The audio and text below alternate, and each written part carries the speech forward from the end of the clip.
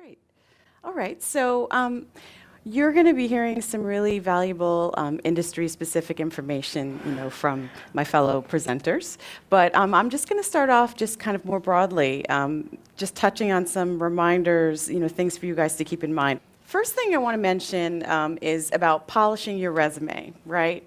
So when you're in a job search or when you are, thinking about a career transition, your resume is your ticket, to be able to make something happen for yourself. And so it's really, really important that your resume is very polished, and you just want to make sure, that you get help with that. We're here for that, to be able to help you with your resumes. So LinkedIn is another really important aspect, professional social media presence. And since we all know that social media has pretty much taken over the world at this point, it's really important that you all have a profile on LinkedIn, because LinkedIn is the premier site for professional networking. Just like Facebook, really, recruiters use Facebook too, but LinkedIn's really very specifically dedicated to professional networking.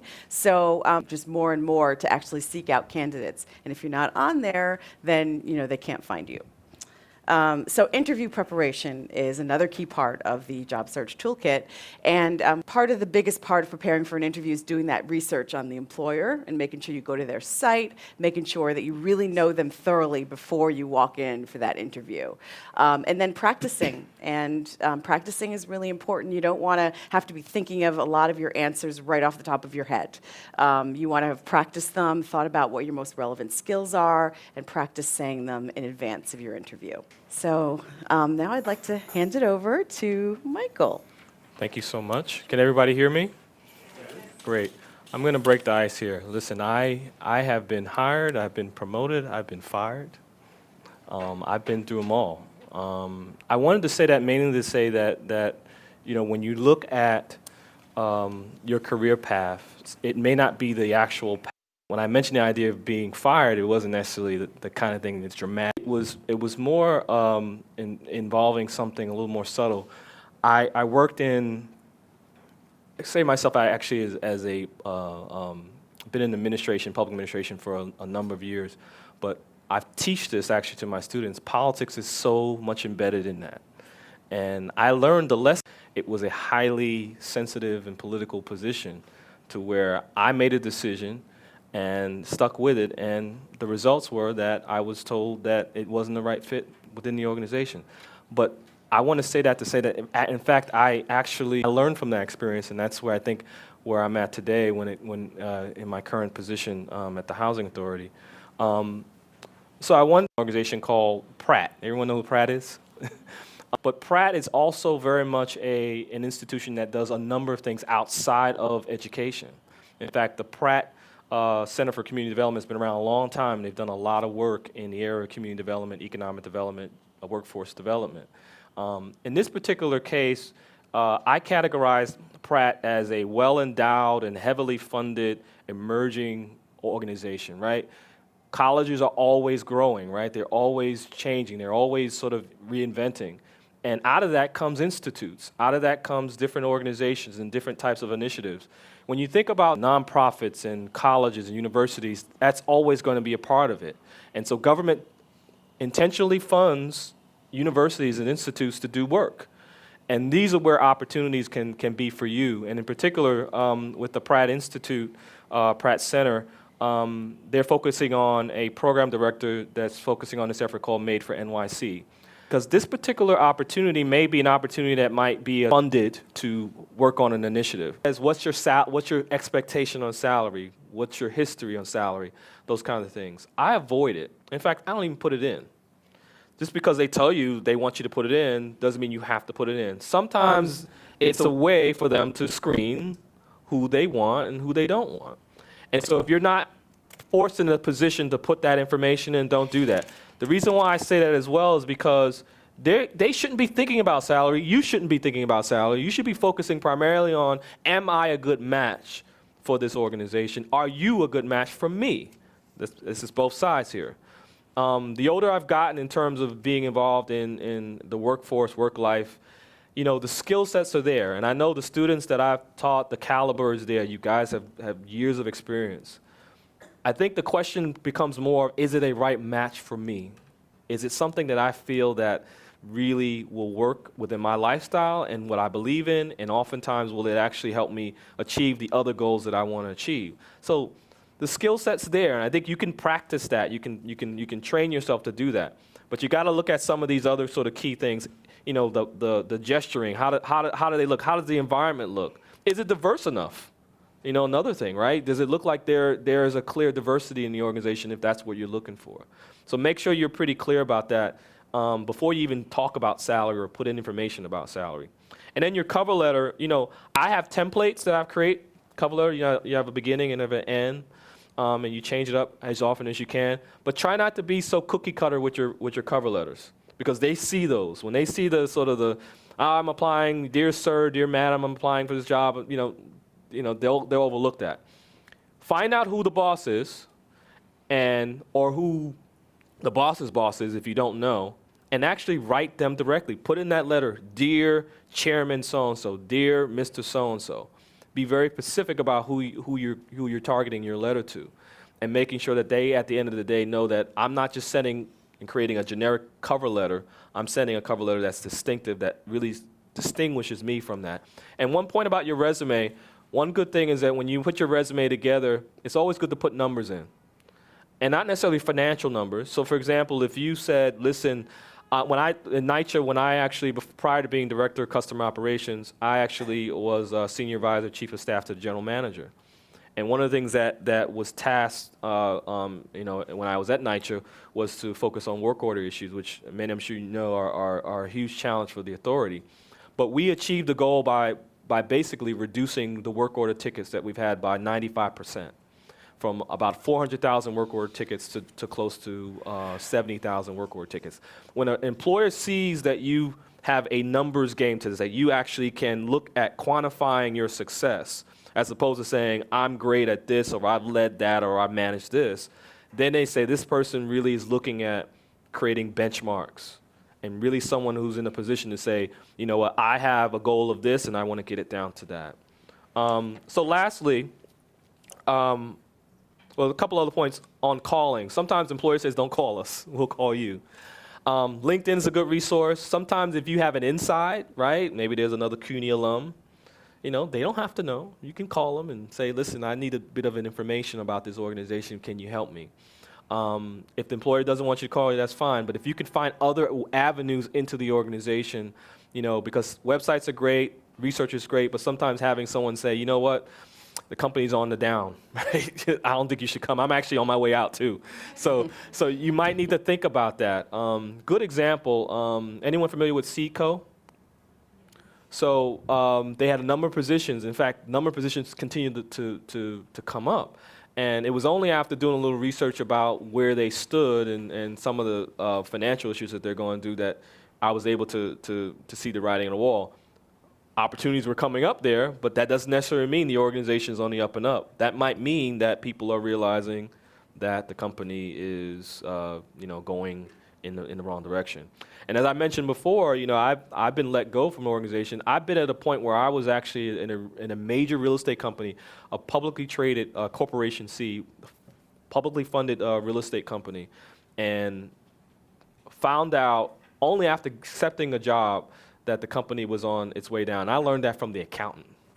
Because the accountant was seeing the numbers, and he was seeing a lot of different things, and he happened to trust them enough that he said, listen, things aren't looking great. And this was when the real estate market in 2007 was about to go down the tube. So just because employers are putting out job descriptions doesn't mean that that's a positive thing. It might mean that people are on their way out.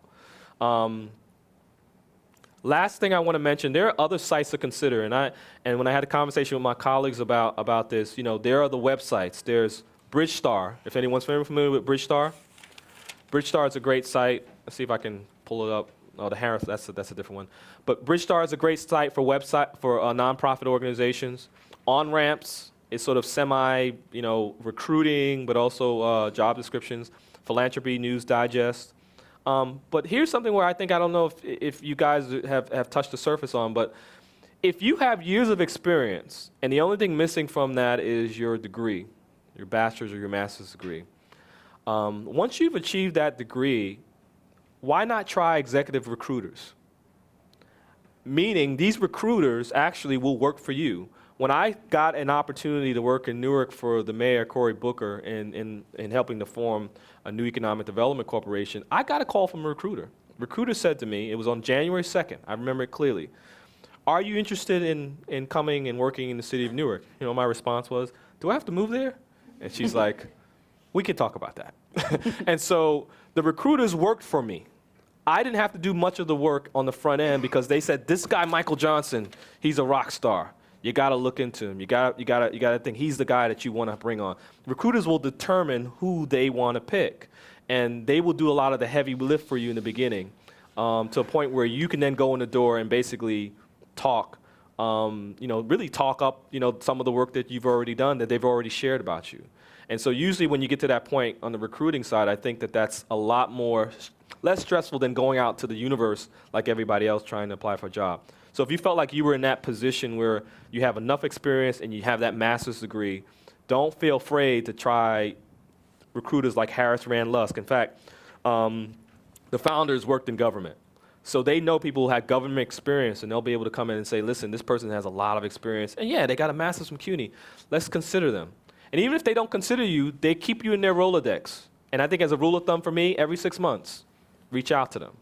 I'm still interested. I'm still researching. Not showing too much commitment, but I'm researching. Philip Oppenheim is another good resource. They actually focused on the educational and nonprofit side. So with that being said, I'm looking forward to talking with you more and hearing your questions. I think that any volunteer position or any campaign work that you do, it's just a matter of what type of responsibilities do you have. That's true. Yeah. And that's what you describe on your resume. Internships sometimes are not paid, you're not getting paid, or Right. you're volunteering at a nonprofit, but you still have a responsibility. And as long as you have a responsibility to fulfill certain commitments to an organization, I think that could be described as a job skill, right? So don't ignore your volunteer opportunities. And it has to be clarity, right? Yeah. So if you were an intern just pushing paper and just kind of, that's different from an intern who actually had a real project and you had a timeline, you had to finish that, so. Yeah. And you should look to distinguish your paid and unpaid. Because one of the things that in my resume, I put in the fact that I'm actually, I'm president of my alumni association here in New York. It's a full-time job that I don't get paid to do. And the alumni base is about 9,000 strong. And I manage events, actually create events. I wish I could get a fee for that, but I don't. Yeah. But I get a fulfillment because it's a network, it's a link. I put it on my resume because people say, "Wow, you do a full-time job, you teach, and you do the alumni stuff?" So that to me, someone who has resiliency and can really work in different places. So I'm going to stop from here. Yeah. Yeah. I pick from there because can I start my part? I'll start there because, one of the ways, I have a degree on labor relations from the ILR school. But when I had a long career in the labor movement, doing different roles, and then I ended up going back to the ILR school as an instructor and teaching, so sort of like the arch coming back home. But when I first applied to the ILR school, I applied there because I wanted to be a lawyer. And one of the things that, the reason that I wanted to be a lawyer is that I had been part of the Washington, D.C. Summer Jobs Program. And the assignment that I got there was to work at a law firm. And I was actually, I was a teenager, I was in high school, and I was like, oh my God, I want to be a lawyer. When you come from Latin American countries and you're an immigrant, your parents tell you either a lawyer or you're an engineer, So those are the careers that matter to them. So when I was excited and I had a great time in that summer program. I was not paid, I was just, but I used that, to apply for a school, and I got accepted into ILR. I said I'm gonna be pre-law. But once I got to school, I was always interested in social justice issues, and I was a student organizer. I was the head of the Cornell Labor Action Program. I was the head of the Latino Social Club. I was doing activities, so I was sort of like, that was a skill.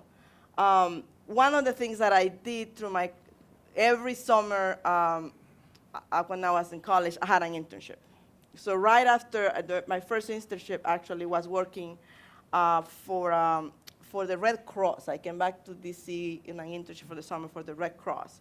And I was doing some of the labor relations that they have, some of the cases that they have in the Red Cross. It's a nonprofit, it's a large nonprofit. I had a great experience. I thought, yeah, I can do this. I went back the next summer. I got an internship working for Xerox in upstate New York. It was, that's a corporation doing labor relations for them. And I realized I do not want to work in the corporate world. It was like, this is not where I fit in, right? But at that point, I was more into the social justice work. I was, we were having discussions about social issues. There were labor unions that were coming to Cornell, and I would organize presentations for the workers who would come to speak. So I was more leaning towards that part. And I finally ended up working, getting like what we call, and I don't know if you have that here, what we call an externship, that you work for 6 months, for an employer, and then that's part of your credits. And so I worked for the labor department at that point, doing an externship. And I could have stayed in the labor department, but I was like, no, I really like working for the labor movement. So I became a student organizer for the unions. I mean, we was at the time against the time of the Students Against Sweatshops movement, right? And I was just a student who was always doing something. So the unions just recruited me. Can you do this rally? Can you host these workers? And I made a lot of relationships with unions that way. So my point is that I was doing what I love, what excited me. And every time that I thought that I wanted to do something, I took an internship. And they were always non-paid because my summers, I would have my non-paid internship. And at night, I used to have a job at Chick-fil-A, but I'm from the South. I'm from Virginia. So my internship were non-paid, and then at night I would work at Chick-fil-A to get some money. So when telling you the stories, because I always felt like if you enjoy doing something, you first have to figure out, even as a student or as an adult, what is it that you enjoy to do? If you are at the labor studies program at CUNY, I will assume that you are interested in the social sciences, in social justice issues, in how to work with people, how do organizations change, how do they function. So I mean, I'm assuming that that's what you are in this social sciences program. So then what are the skills that you want to develop and grow? Another thing that you need to be focused on is that jobs now are not for life. Like, you take a job, and if you get 2 years out of that job and you grow as an individual, as a professional, that's a very good run. Gone are the day that you took a job out of college and you worked there for 20 years. That's what our parents, my parents, stories. I think it wasn't my experience, and it's definitely not yours. If you're coming out of college at this point, I mean, most of the time your jobs last for 2-3 years, and that's a good run. I always tell students that come to me and said, I'm bored now on my job. Or my job is not giving me opportunities and not giving me responsibilities. I don't know if I should leave. And I said, listen, if at a point you feel like you're not growing as an individual, it's time to move on. And if you're young, you don't have a responsibility of kids and a mortgage and stuff, it's the best time to jump into the next job.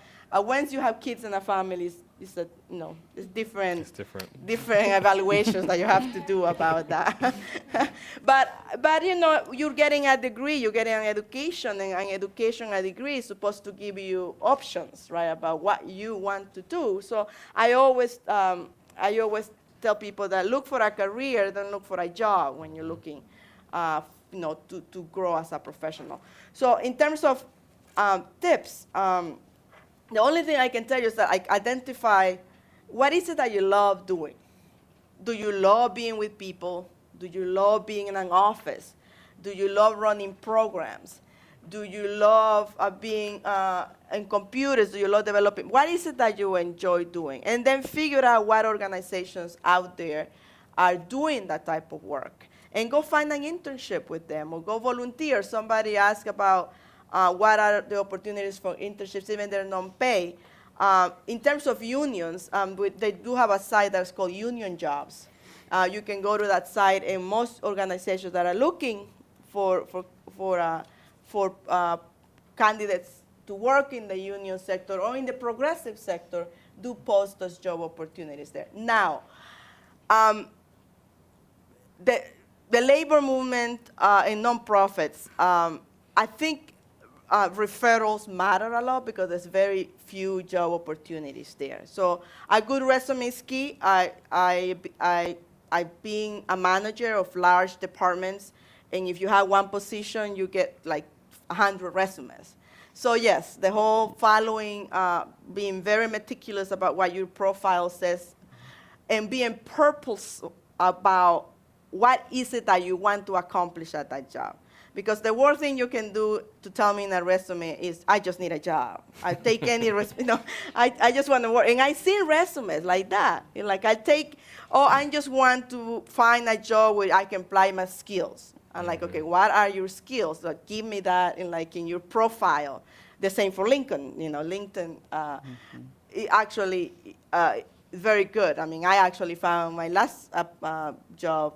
Somebody called me through LinkedIn because they saw my profile in LinkedIn and say, hey, you might be interested in this. So it is a very good thing. So be purpose about actually defining who you are and what you want to do. And that's very key. But in terms of working in a nonprofit, and I worked in nonprofit and unions, I've been back and forth, I've been a consultant, it's all about the relationships that you are able to form along the way. Even as a student, I mean, if you have labor leaders or organizations coming to CUNY, making presentations, talking, make it a point to introduce yourself. This is what I'm studying. This is what I want to do. Do you have an opportunity? Because I actually hire people from panel, not that I have a job right now, so I'm not saying that, but people that come to me and say, hey, I'm interested in doing that, can I come talk to you about it? And, and if people, and most people are very willing to help. I think that if you make an effort, there's people who do make an effort to respond to that. So be purposeful about the relationships that you make. In this type of forums, in any type of forum around the field that you're interested in. And make relationships. Every job, you should leave out of every job, every internship with a set of relationships that you can count on, even if it is for a referral for the next job, right? So I always say, don't burn any bridges, just let your work speak for you. Like if you, so that you leave a trail. And be purposeful about building networks for yourself. If you are in an organization, even if it's into an entry-level job, I always said be purposeful about choosing a mentor or they call it someone or an advocate for you, someone who will advocate for your growth. We usually go to organizations and we just take a job and you think, oh, my job is going to speak for itself. Every organization, specifically unions and nonprofits, have internal politics. Even corporations have internal politics. And you have to figure out what those are and then figure out who's going to be my mentor, who's going to be my advocate. If any women here has not read the book Lean In by Sheryl Sandberg, read it because it just specifically says that as women, and I would say as, as anybody, this doesn't work just for women, but you have to be purposeful about like who your mentors are and who you choose as your advocates if you want to move up to the next job. I mean, that you have to actually make a decision. I want to learn from that person. And that person might be the busiest person in the organization, and they might not have time for you, but you just have to keep at it. If you want to learn from somebody, and eventually they see that you want to learn from them, and they make the time for you. So wherever you're at, be purposeful about building those relationships. I tell you they work because you invest the time and eventually it pays off. And then, okay. And if you are looking for a career in the labor movement, if you are looking for a career in the nonprofit sector, you are in the perfect place. New York City is such a vast, progressive field of so many opportunities for campaigns, for things that are happening in this place. It's like a, can be like a country. Like it's a city, but it can be like a country. So there's so many opportunities, and you just have to be able to, to identify, what do I want to work as a volunteer in a campaign? It's campaign time, right? Right now, everybody's looking for volunteers. And if you're able to take a position as a campaign, in a campaign, which this is how I got many of my jobs. You go into a campaign, you take a job, you do a good job, you make relationships, and then they can transform into jobs. Organizing campaigns like the 5 for 15, which is a very progressive campaign for workers' rights that's happening right now. There's a lot of need for organizers. Those positions don't pay much, but they open the opportunity for you to go into that network of progressive union politics. So that where you can go. So, seek those people out. There's so much work to do to advance progressive campaigns in New York City that I'm sure that if that is where you want to do, there's be a place for you to land in those jobs. Now, we'd always, at the Cornell Workers Institute, we always get calls from people that say, hey, do you know anyone who's interested in doing work on this? So, I do talk a lot with David Unger, who works here. And I always tell him, do you know any young person who wants to work on a campaign, send them to this place. So that's the network that we have, right, to look for things. So just just getting involved in whatever issue you care about, and then make that a pathway to a career. Because at the end of the day, if you are in this field, in labor studies and labor relations, I don't think you're in it for the money. I think you're in it for because you care about social issues and working with people. Now, you can do labor relations for a corporation, because if the corporation has to deal with labor unions, they do need labor relations specialists. So that, there is jobs there if that's what you want to do, a practitioner or labor relations.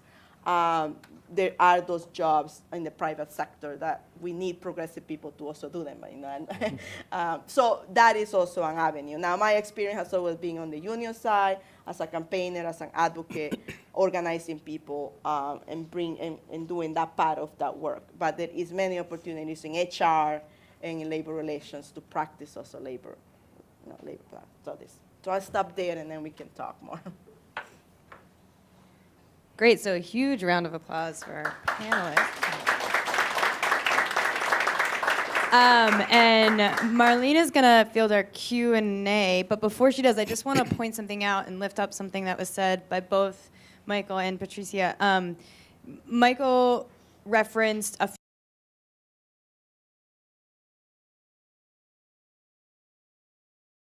under opportunities, there's job opportunities in community and labor fields.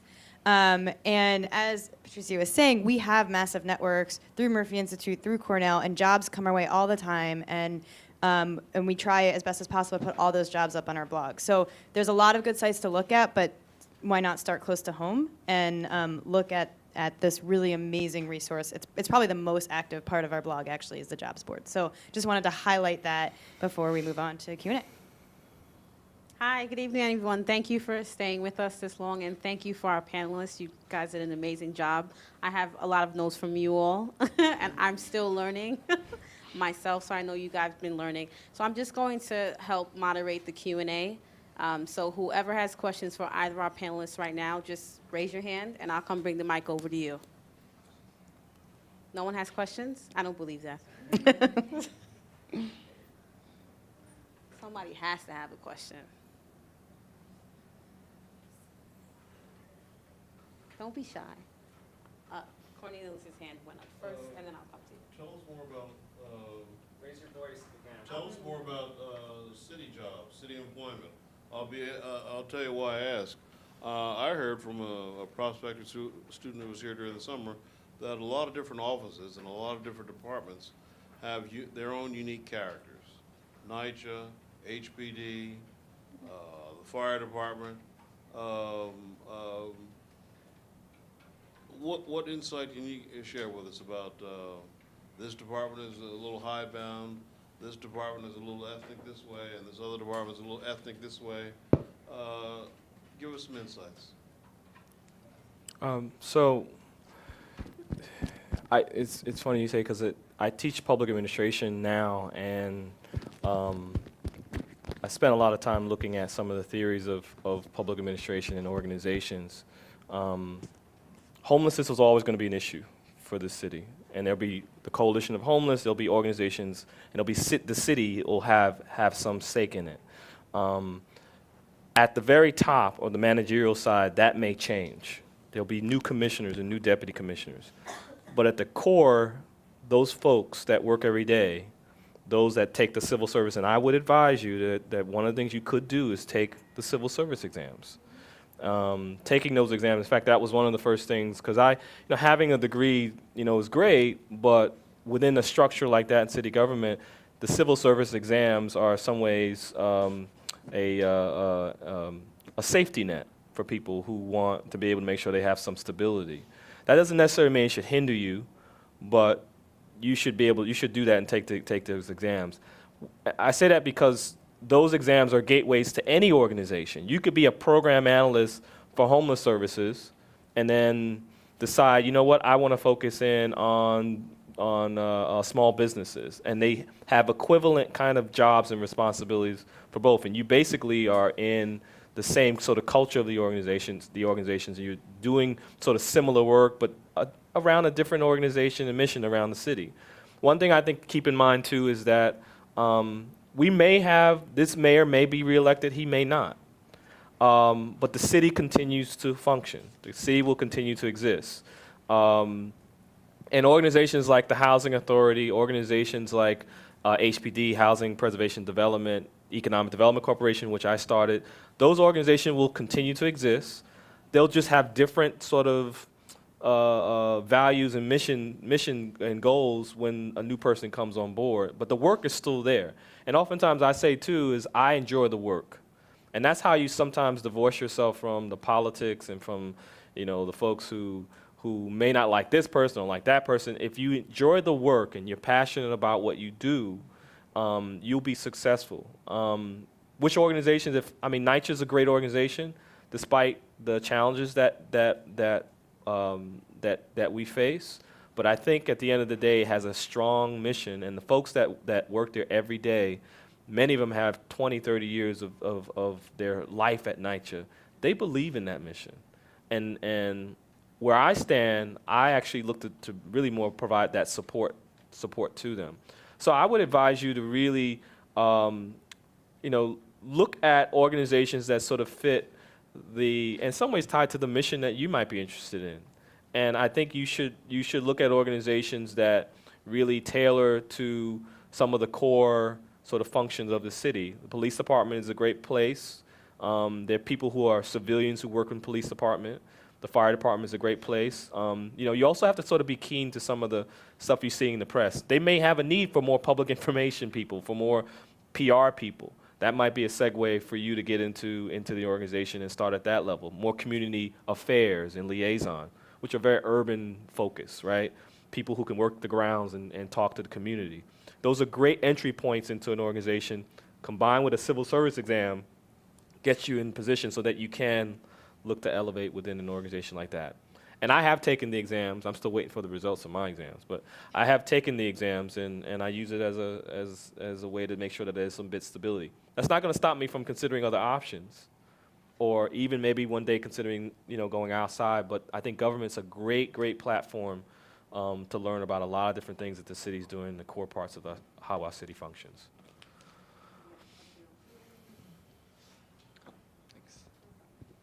Hi. First of all, I think it was a really good panel. Thank you for that. Thank you for your time. In the labor movement, there can be a lot of, in kind of like job development and seeking out jobs, a lot of value can be placed on actual practical job experience. And in that way, it's very specific, very quantifiable. You can see where somebody worked, what they did. And I was wondering if you could speak from any experience from the employer side when they see a resume come across the table and they see labor studies. What does that communicate to them? Or when they see that this person, has a degree in labor studies, what value does that come across to them, and what does that communicate about the applicant, in your opinion? Well,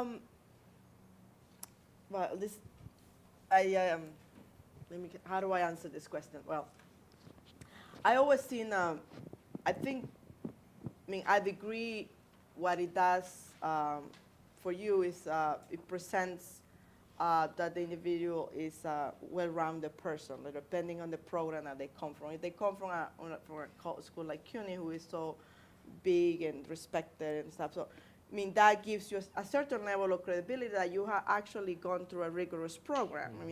Part of going to college is learning. It doesn't, just learning the basic things about how to think, how to rationalize, how to process information.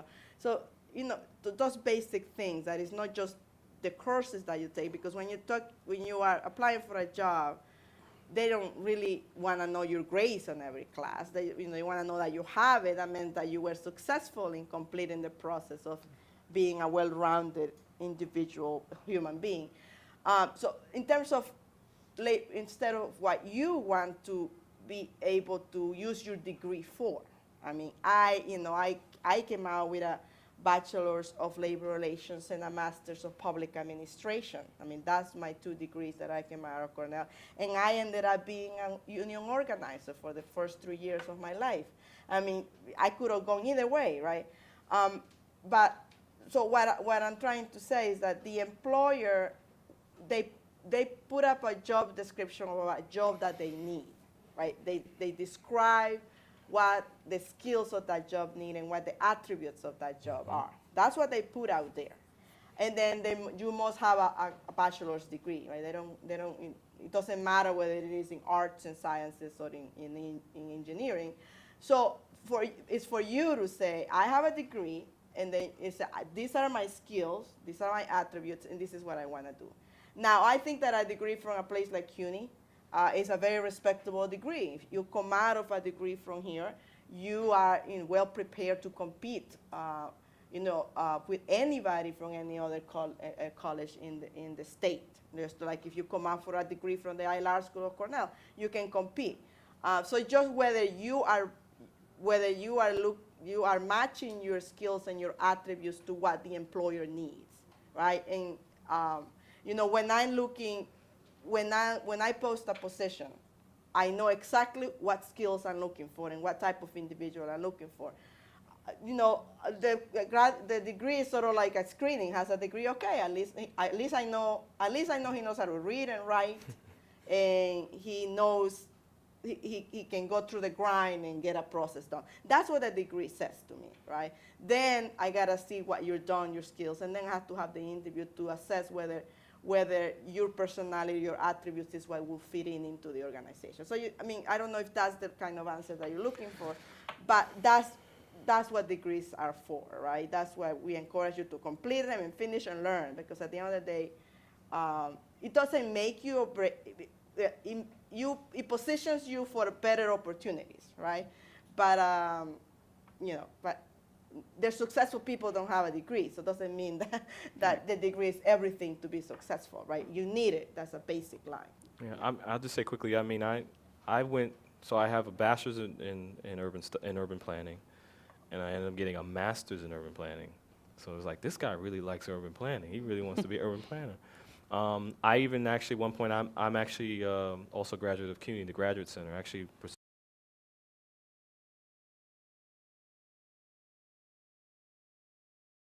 got a terminal degree in political science.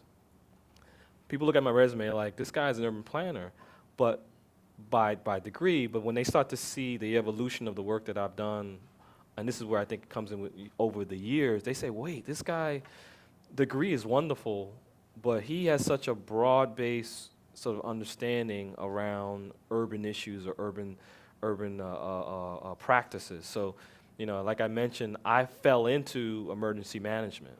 And I fell into emergency management because I was working in economic development, and September 11th happened. An opportunity came up, and I actually worked for the New York City Office of Emergency Management, focusing on business continuity, which had an economic development side. That's what I'm saying. You take those risks and you do that, eventually your resume will morph into this thing like, oh yeah, great degree, wonderful CUNY, but man, look at all these other attributes that he has or she has that really says that they've become a well-rounded person. The degree has just become an entry point for them to do all these other great stuff. And labor studies just as valuable as urban studies or being in public administration. What are you going to do with that degree, and how are you going to use those skill sets to really kind of create and evolve over time with the work you want to do? And you got to, again, go back to your point, you got to love it. Yeah. If you love labor studies, focus on it. Wynton Marsalis, I'm a big jazz fan. His father, Ellis Marsalis, told him, he said, there is no backup plan. He's like, you're a musician, and that's what you're going to do. You're not going to become an accountant. Don't make a backup plan. If that's what you want to do, he's going to do. And he's become probably the most successful and talented and amazing musician, but also now sort of chief or creative director for Jazz at Lincoln Center. So you can make things can come out of your love and your talent. And over time, I think that you'll look back on it and say, wow, I'm glad I did it and went in that direction. And the degree just helped me get there. Right, and it is very much the combination of your work experience combined with the degree that makes the really powerful presentation to the employer together. Thank you so much for coming and speaking to all of us here tonight. I definitely appreciate it.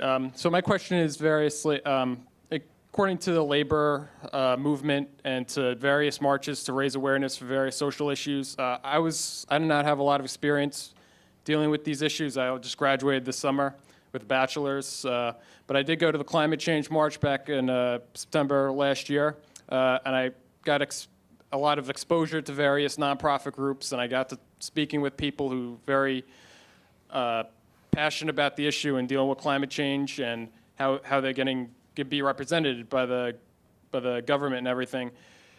And I was just curious, how does the public-private partnership play a role in dealing with various city issues to even federal, national issues that affect the city and the entire country? And if you can speak a little bit on that, how do various officials within the nonprofit sector meet government officials to deal with various issues? And do they really work off one another, or are they always separate in various social issues that they deal with?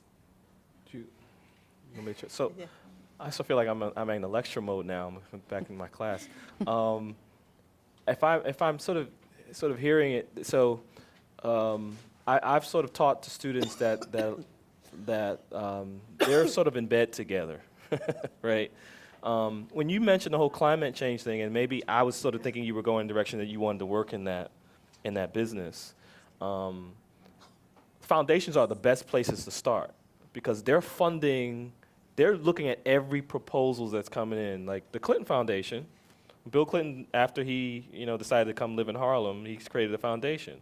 Al Gore, another person who's doing. There's a lot of people in government who have now taking on this role of looking at climate change, and they're well endowed. They have money to put towards these efforts, and so don't be surprised that the people that are in these foundations or these organizations have worked in the federal government. That's the other point too. So there is a clear distinction between city, state, and federal.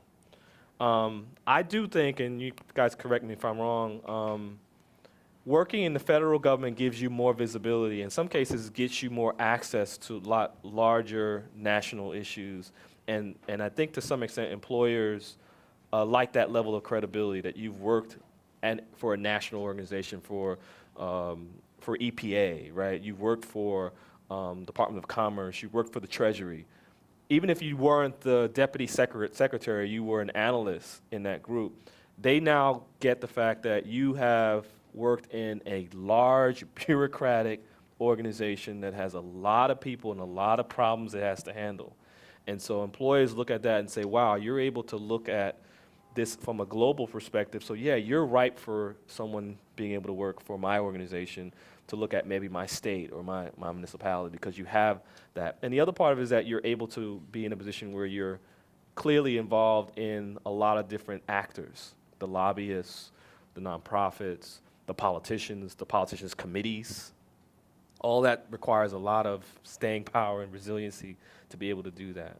So I think they're all together in one place, and I think starting either on the government side, nationally, or even working for organizations that fund a lot of these efforts might be a good starting point to get going and being a part of that effort.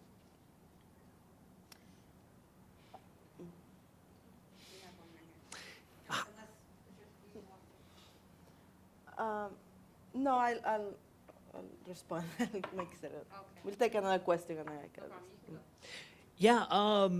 Yeah, first of all, thank you all for all your insights tonight. Specifically, I think every mistake that you mentioned people make about LinkedIn, I have done. And tonight I'm going to feverishly update my LinkedIn because I did not realize it was so important. But yeah, so first of all, for Kelsey, about the CUNY Career Services, is that still available for alumni? Yes. And kind of just broadly, what kind of things do you offer? And then more generally for everybody, what do you have for specifically developing a resume, dealing with gaps in relevant employment history, tailoring what I'm putting into my resume for that specific position? How much should I do that? Yeah. Sure. So for SPS Career Services, services are available, obviously when you're a current student, and then when you graduate, definitely, you are still eligible to call or email our office to get any services. And we really help you with whatever you need help with. Just in terms of if you need to update your resume, if you need interviewing prep help, if you need help, with a career transition, more ideas about how to generate resources for your job search. If you're struggling with your LinkedIn page, and you're trying to figure out how to make it better, we have tips for that too. So really, you can make individual appointments, and then we hold webinars each semester on different kinds of career-related topics, and we have in-person workshops each semester as well. So those are the services available. In terms of just shaping your resume to the job you're applying, I think I think you have to make it relevant to the job that you are applying for. So like if there is a job position, look up what the skills they're looking for, what the responsibilities are, and then, spend some time to saying, okay, well, in this job I did some of that. Let me highlight that part of what I did in that position. So yes, don't use the same description, applying for the same, for 10 jobs that are different. So spend some time on understanding what the skills are so that that the person sees that. And I just thought about, one of the things that I think about when you think about labor studies and labor relations, I always say that it's labor studies and labor relations, it's all about the world of work, right? It's what happens between the interactions of employers and employees, what happens at the workplace, what those relationships are like. And that is so essential to our lives, right? So when you think about a labor studies degree, think about it in those terms. You're actually studying the dynamics of the workplace, right?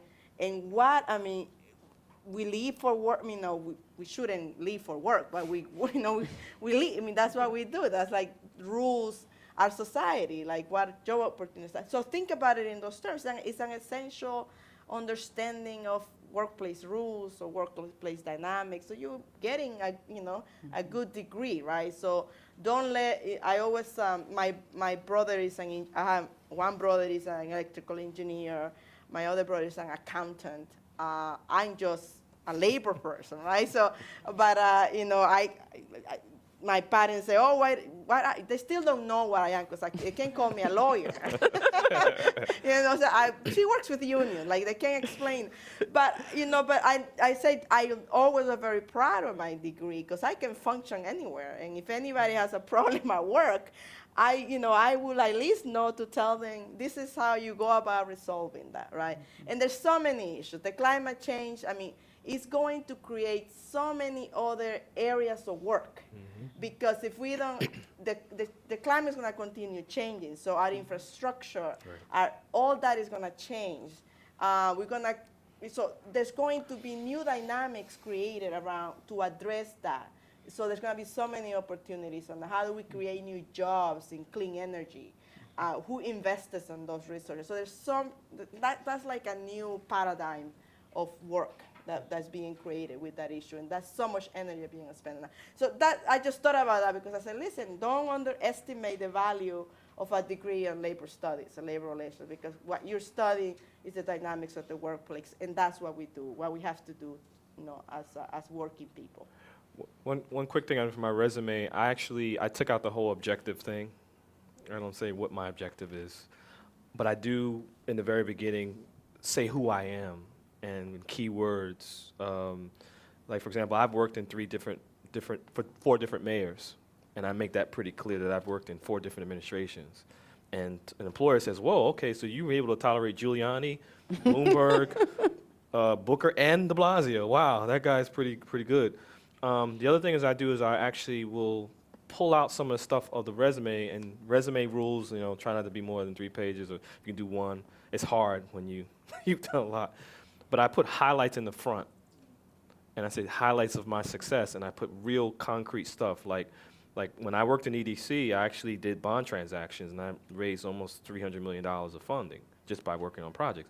They see that in the beginning, and they'll say, okay, he's worth going through the resume, as opposed to just looking at the jobs. I worked here, I worked here, I worked there.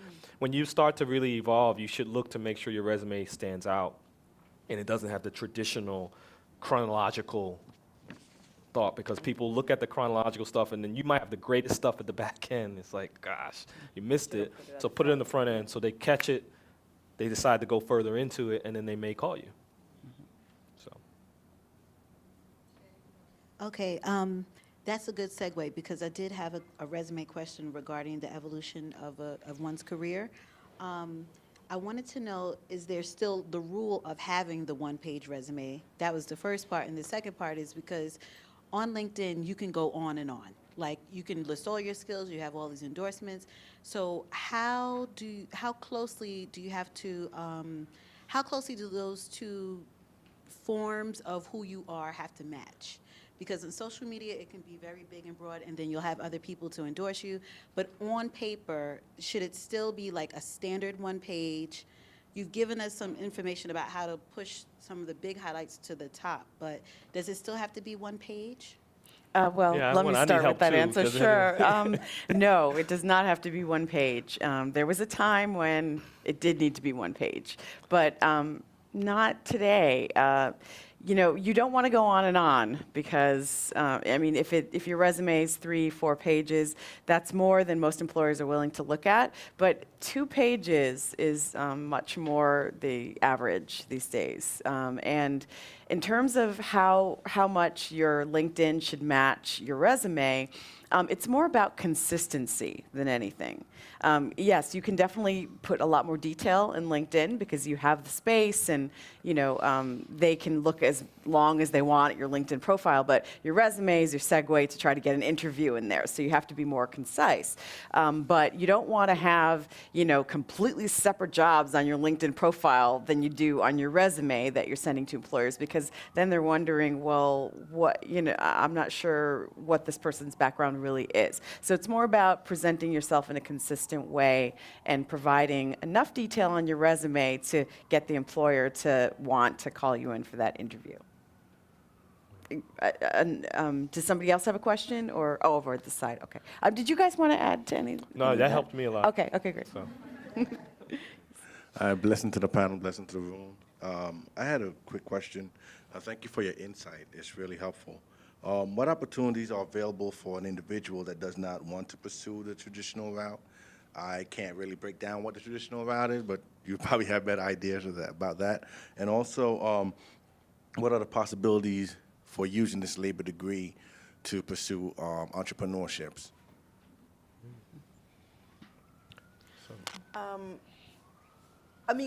I mean, like I said before, I think it's all focusing on what you love to do, right? I spent, I spent many years working for different unions in different positions.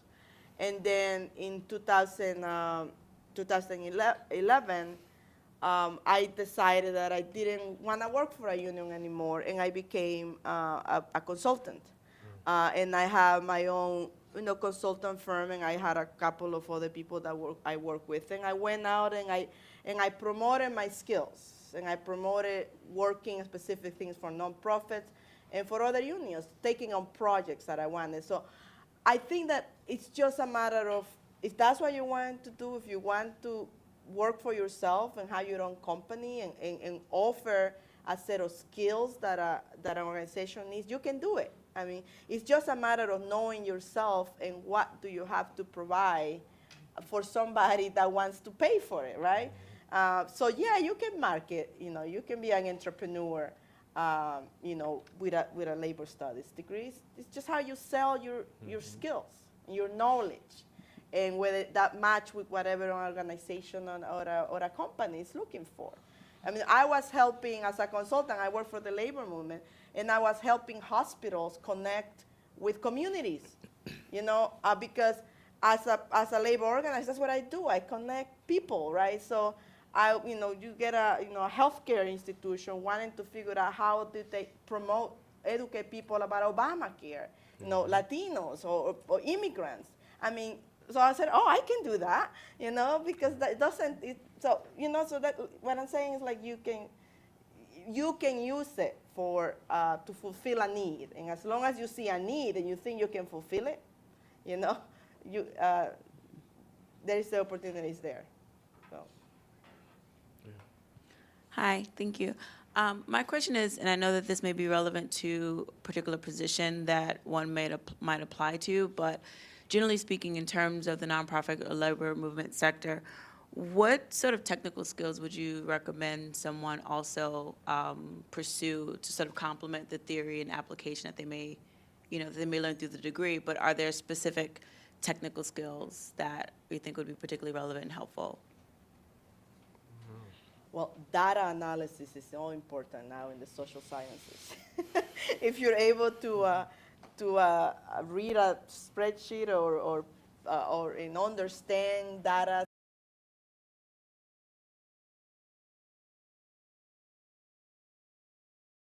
in the social sciences and in PR, in campaigning. So to me, like, if you're having extra time to take on a skill, go and learn the database management skills, because that's really gonna land you. Any membership is sales, who's buying, who's not buying, that's just where I tell people now, spend some time understanding data systems. That could be your competitive advantage, because the folks at the very top don't have tolerance for that, and they may not be able to want to learn it. And you coming at the ground level, being the innovator, and even looking at the softwares and things might be a good introduction to the organization, and they'll value it. But certainly that's a strength of, particularly of the college, because they're expecting you to be hip to those things. Like, I know how to, so when at NYCHA, I have a group called Customer Operations, a staff of about 22 folks. We deal with correspondence, but we also create data. And I don't know exactly what that's going to look like, but I have somebody in my team who's actually in a position where she can create reporting for me that shows trends, because those trends ultimately will help managers and executives to understand what's happening at developments based on the customer experience. And so having that skill set very early on and coming in the door and saying, there's this software that the industry uses and I'm an expert in it, that gets you right in the door. So.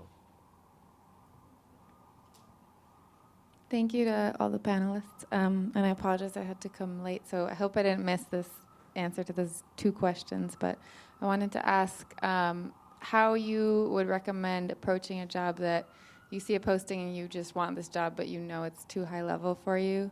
Do you give up at that point, or do you move ahead and try to talk to somebody, or what do you do? And then another, not having enough info question. If you're in an interview and someone asks a question, you just don't know the answer. How do you all deal with that? And you should know the answer. Right. I think it's okay to say I don't know I don't the know. answer. I think you're better off being honest than to. They'll know that you're not telling the Yeah. truth. If you don't, you're clueless. It'll come out. You say like, I don't want to say a bad word, but it's to be you're bull. You're saying. So You might just be say honest. sometimes, can you elaborate a little bit more? And so you get your head thinking a little bit more about the question as they start to, do that. But that's a little tip I Right, to do. buy yourself a little bit Buy more your time. time. Right, right. But I mean, part of that too is, how you say, well, I'm really not sure about that, but maybe there's some aspect of the question that you can answer, or you can answer something related to it, and you just want to retain your composure throughout all of it. Because if you allow yourself to get really flustered, I don't know, I don't know, then they're looking at that and wondering, well, could I have you work with clients or customers? Would you, be able to keep it together? So just how you handle that. You also notice when you factors look in. at, let's say if you look at, I learned this from my former bosses. He actually mentioned to me that where your posture, your positioning. So even if you can say, I don't know the answer, and they'll say, wow, that guy's good. But, but just the way that you're posturing and how you're presenting yourself there, it shows that, yeah, I'm thinking about it, and maybe I don't know all the answers, but it's something that allows the conversation to go forward. The other thing about your first question, what was it again? It was about the too high level. When I was looking into these job searches, there were particular jobs that were high-level jobs that, maybe you say, well, I won't be able to get those jobs. I would recommend that you can do an informational interview. You can maybe even put your resume out and use it as an opportunity to get in the door. And all they say is no. My mother used to say they'll just say no, but at least you get an opportunity to be in the door with that organization. And you might actually they may create a job from that. Because typically they look at someone at the high level, they say, okay, we got that job, and then they say, but we do need an associate or someone. And in your head, that's a great launching pad for you. I've said in interviews that I've said, I want that job. And I really want to be, this is where I want to be in 5 years. And some employers react to it well, and some employers are like, good, this person's really setting a goal for themselves, even though they know they're not completely at that level at this point. And then sometimes, and I'll be honest with you, and I mentioned the recruiters, I've been in conversations with recruiters, and I saw a top job that I wanted, and I felt like I was on it and explaining it, and they actually made me feel like that I wasn't the right fit. And I had to, in some cases, defend myself. And I'm okay with that because I realized that I wasn't going to get a call back from that recruiter, but at least I was in a position to say, how dare you tell me that I'm not qualified, because I know I'm qualified for the role, because it's all also about they see a certain fit based on their goals, and they may not see you in that category. So I think sometimes it's okay to say, wait a minute, no, it's not worth it. And I think that, I'm gonna say this because I think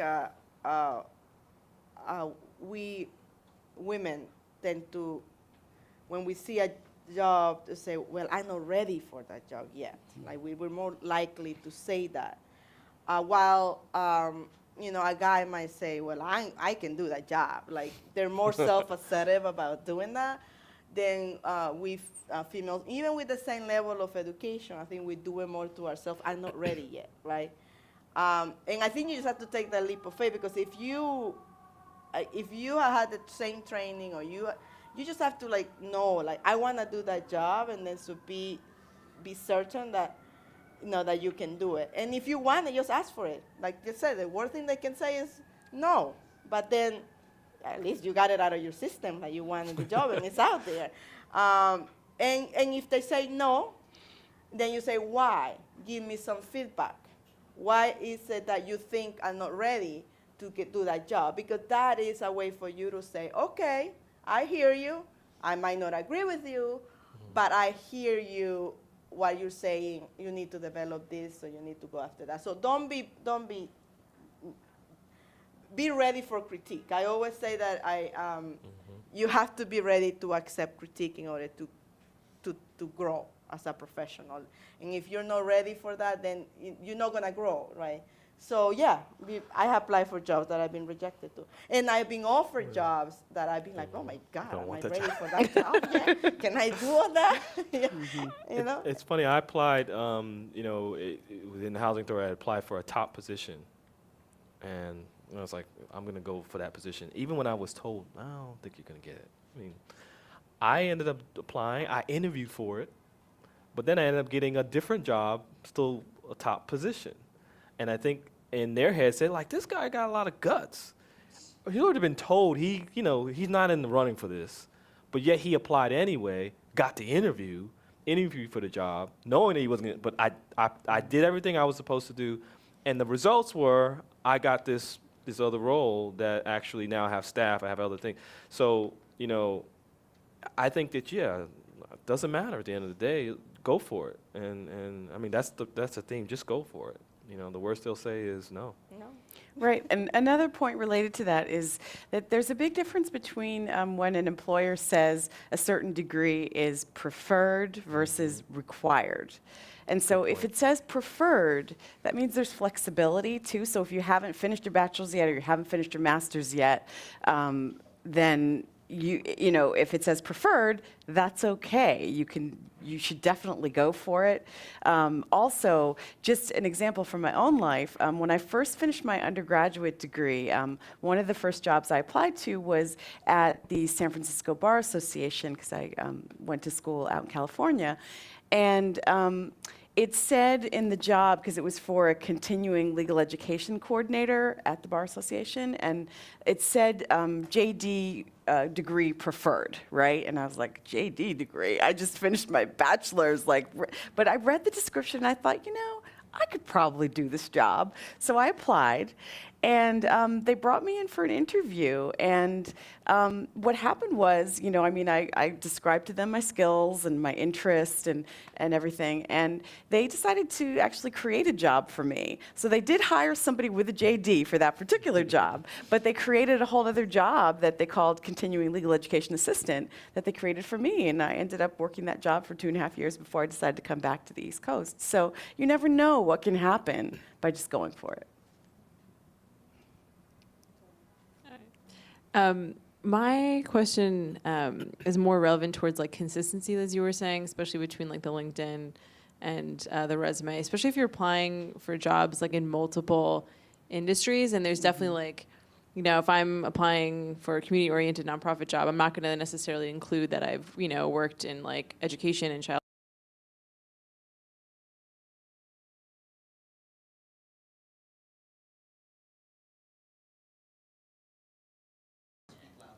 Right? Okay, there we go.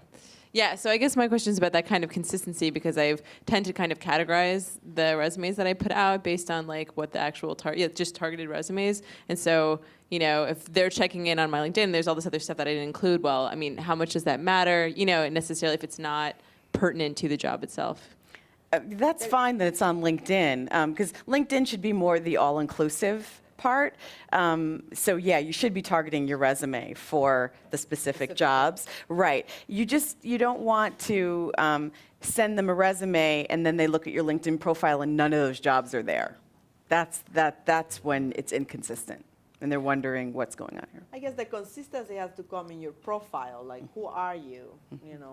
As a professional, what is your field of interest? What are your skills? I mean, there is a part that says your profile, right? It's 4 to 6 sentences. I mean, I think that you always have to sharpen up as you. I mean, I check it every 3 months or everything to figure out whether does that profile still describes who I am. So that. But in terms of the jobs, as long as you always have the same job, you don't make up jobs or just take away jobs. I think just be honest, really be honest with it. I think mentioned that I actually had been out of work for a year. I spent a lot of great time with my sons. In fact, probably the best time that I've had being out of work. It wasn't financially great, but it was great to have that time alone. And my resume it doesn't say I created a company or I did something, right? So I'm not going to lie about that. But the employer, they'll look at it and they'll say, well, what happened there? And, I've used the word, it was a mutually, basically. I actually got a package when I was like, they like, listen, it didn't work out and I got a package. I used words that obviously didn't say that it was based on my credibility because my resume certainly spoke to my skills. And I was honest with them. This is what the situation was. And I said, I learned from that mistake or that experience, and now I'm much better. But my resume is pretty clear when it shows that. So, I'm oftentimes, I can see people who do make up stuff to fill a gap, and employers will find out. They will discover it, and they'll question it. Now, another thing that I'm thinking about this, when you use references, do give a reference of somebody who knows you. Right.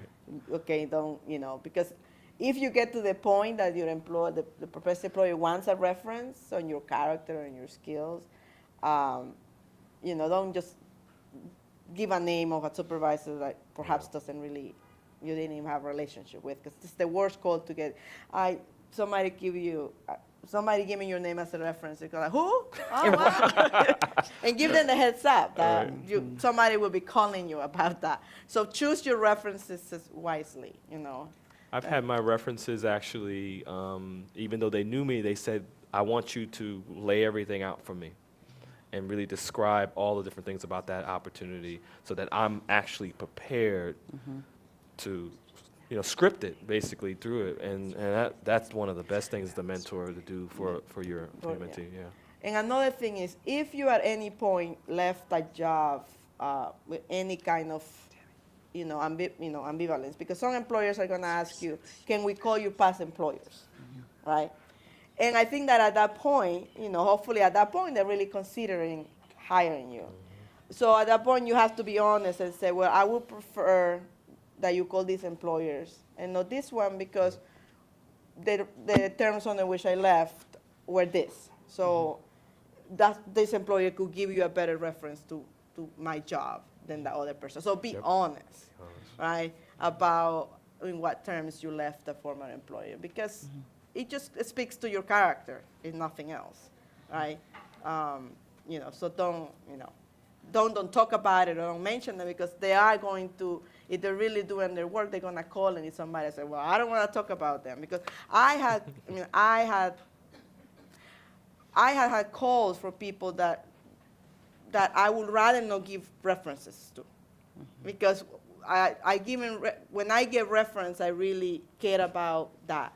If I'm not going to give a good references, I'd rather not take the call, because I make it a rule that I don't going to speak bad about a former employee. The only way I give references if it is a good references, right?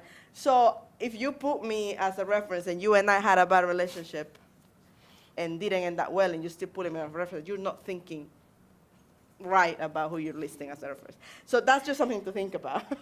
Right. Right, and just to add to that point, if you ask someone to be your reference, and you should definitely clearly ask people, if you get any sort of feeling that they are not going to speak positively or they're hesitant in any way, then of course, thank them graciously, and then don't use them. Move on to a different person that will speak very positively about you, because, they had a positive experience with you and they can speak to your skills and they know you, exactly. If somebody I don't really know, they want a reference from me, I'm like, I can't really give a reference. So, Right. So that's what I say, be purposeful about creating relationships in whatever job you have, so that you can use those people as references when you're ready to move on to a different job. That they can speak to your character, to your talent, to your skills, and they feel happy when they get that call. Oh yes, that's a good person, have them on your team. But if somebody I don't know, like, why is he asking me to reference? So. I'm sorry. You were supposed to be the last question, but then I had a question. I apologize. Okay, so what if that reference was someone you formerly worked with, but that person no longer works at that job, agency, whatever have you, and they now became a mentor? So do you still put that person down? They no longer hold that title, Like, so say they were a managing editor, blah, blah, blah. They're no longer, they're freelancers now. So do you still use that person? Definitely. Absolutely. Yeah, but a good way to identify them, if they ask you to, if an employer is asking you to provide, let's say, 3 references, then on your list of references, in parentheses, you can always say formerly, and then give their former title, so that it clearly identifies, how they were connected to you in the past. People come and go in organizations. Yeah, It's not like absolutely. that person has to be there as the reference person for years to come. I mean, they might decide to move on. Sometimes organizationally things are different and they had to move on, but they're still your mentor, so Right, stick with absolutely. it. Yeah.